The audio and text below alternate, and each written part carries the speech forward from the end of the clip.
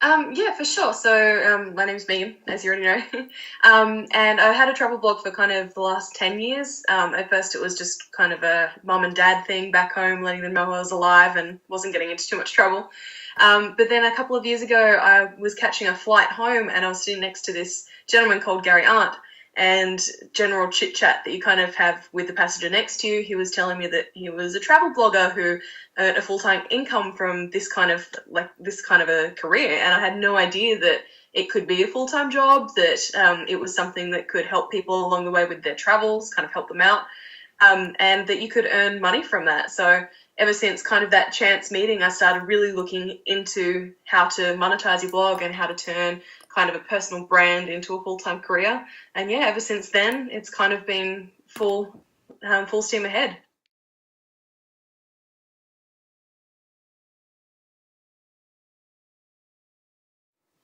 So often I find that a lot of hotels will actually have media contacts on their website. If that's not immediately apparent, scroll down to the bottom of the web page, and often there'll be like a press or a media like link in their footer. So if it's not in the kind of the main menu bar, for instance, just scroll right down to the bottom, and where they have like kind of small print, you'll often be able to find like a page that's dedicated specifically to media. And often that'll have the specific media contact with their email address, their phone number, exactly who to contact. If it doesn't, if like a hotel doesn't have that information there, then it takes a lot of courage, but just call them. So like ring up the hotel and just ask who the correct person to speak to is. So like ask who the marketing contact is, if they have a contact phone number, if they have a contact email address. It does take a little bit of courage because you're actually like speaking to someone personally on the other side of the phone, but that's pretty much the best way I've found. Otherwise, Twitter as well. If the hotel or the brand is really active on social media, shoot them a Twitter DM, and usually they get back to you pretty quickly. It really kind of depends. So, as I mentioned, if a hotel does have a media page, often they'll actually kind of list specifications. Like they'll tell you exactly how much time they need to kind of process your request, to consider it. Generally, I've found that 4 weeks is a pretty good time, like 4 to 6 weeks. It can be really depending on the brand and the hotel, though. I've pitched a hotel over the phone kind of 3 days out before, like on the Friday for a Monday when we're going on a last minute trip. So it really can depend. If you're sending cold call emails, definitely give yourself kind of 4 to 6 weeks. But yeah, if you're looking for something a lot more last minute, you can definitely give them a call, and then you're actually speaking to someone right then and there, so you'll get immediate answers. It really kind of depends. So, for instance, if you have a very small audience, but your audience is really, really engaged, and you have statistics that prove that you have an engaged following that's interested in this kind of like very small niche, then that can often be more valuable from a brand than someone who has like a huge audience, but an overly kind of and not necessarily specifically defined niche.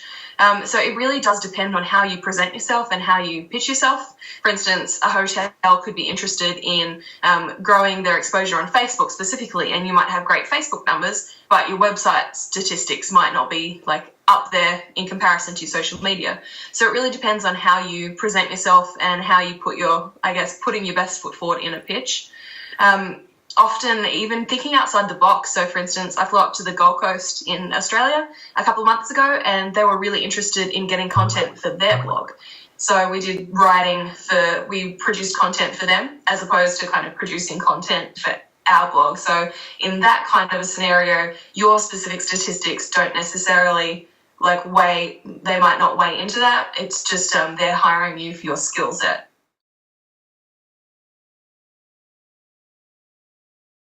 You've obviously got like social media influencers who are professional Instagrammers, or you have social media influencers who are professional YouTubers. So it really does depend on your specific platform. And once again, just kind of putting your best foot forward. So if you are a professional Instagrammer, but that's your only platform, that you've still got quite a lot of brands and hotels who are going to be interested in working with you, and in working with you just because of that one platform as opposed to a website itself. So it really is just about kind of knowing where your strengths lie and playing to those strengths.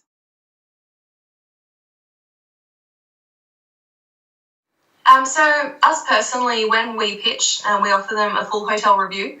So that's like a full featured post, which is dedicated specifically to our time with them. Many bloggers, however, offer them a link within a destination piece. So they're writing a post on, for instance, Vancouver, and then at the end they do like a recommended accommodation box. So it really depends on kind of, I guess, how much work you're willing to put in and how much value you're receiving in return. So, for instance, if you're paying for the hotel but you're receiving a comp meal, you might just offer to put kind of like a little box into a destination piece. Whereas if they're offering you kind of like a 5-night comp stay, then the value in what you're providing should be a little higher just to kind of meet that, if that makes sense. But you can kind of negotiate that with each individual brand as well. We'll also offer social media. So we'll offer to send out tweets during our visit with just kind of like a photo of the room, just kind of casual and fun, that kind of stuff. Okay. Once again, it kind of comes down to the specific brand. So we'll send the link after we publish a post. And then if they're interested in more statistics after that point, then they contact us and then we go from there kind of thing. Pretty much we will send them the link straight up and then they can kind of monitor how many mentions they're getting on Twitter, the kind of Facebook engagement because we tag them, that kind of thing. Okay. But yeah, if they're interested in anything more specific, like a report, that kind of thing, they usually ask and then we'll go from there.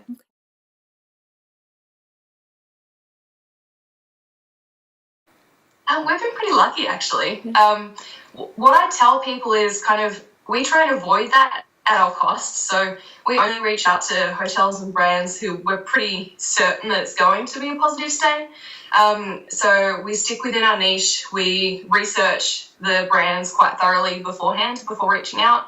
And like we won't go outside the realm of anything that we wouldn't personally pay for a stay ourselves. So we do research quite thoroughly, and I think that is the biggest thing you can do to make sure that you don't have a negative experience.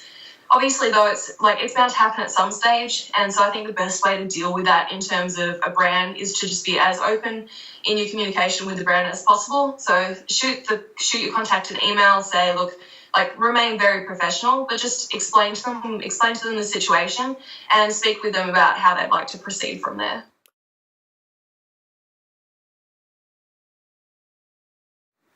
Probably about the same. So we've been very lucky in that hasn't actually happened with us yet. But yeah, as I said, if that did happen, we'd probably, I guess, write to your contact and just kind of keep the lines of communication as open as possible so that you can come to a resolution. In terms of for instance, if you rock up to a hotel and your stay isn't there, I guess you just kind of deal with that in the moment and go with it. Obviously, you wouldn't be providing them with your side of the contract if they breached theirs, right? Kind of to start with. But yeah, the biggest thing is to remain in contact with your PR or with the marketing contact and keep all lines of communication as open as possible.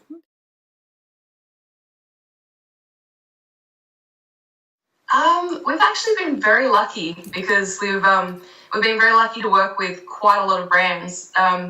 It blows my mind because brands will go over and above to kind of make your stay memorable. So you'll walk into a room and there's kind of champagne with chocolate platters and you truly feel like a VIP, like you're special kind of thing. So I think it's just the little extra touches that hotels and brands go to make you feel welcome. I think Hilton was maybe one of the most memorable. We stayed in the Hilton in Charlotte City Centre in North Carolina, and they sent out a tweet, and it was a cat meme, and it was this cat with its mouth wide open, going wee kind of thing, saying we have Mapping Meagan staying with us, and we're this excited, and it was this just cat meme. Yeah, so that's So I guess just the excitement that they portray at having us stay makes us excited in return.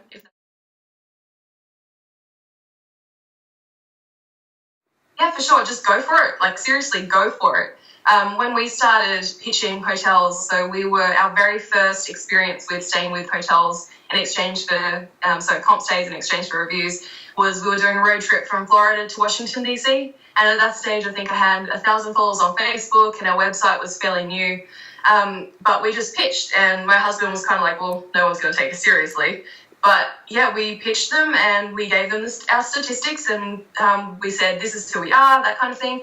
And we got 11 out of 12 nights in the end, comped for review, and we were staying at kind of the Hiltons and the Mandarin Orientals in Washington. And it blew us away. And I guess what we realized is if a hotel has like spare rooms on a night, if they're not at full occupancy, it's quite cheap kind of advertising for them to offer a room in exchange for a review. So even if your audience isn't as huge as someone else who you admire, or if you're comparing yourself to other blogs, don't just go for it. Like, you never know if they would be interested, and there's only one way to find out.